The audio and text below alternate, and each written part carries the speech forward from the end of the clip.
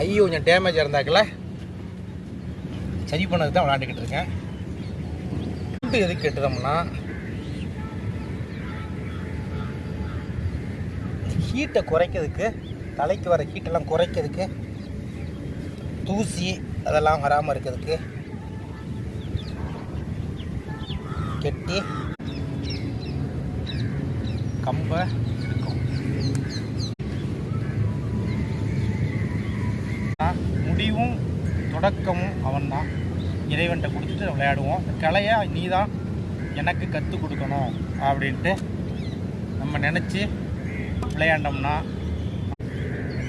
என் முழு உள்ளமே அவருடைய பரிசுத்த நாமத்தை சோஸ்தரி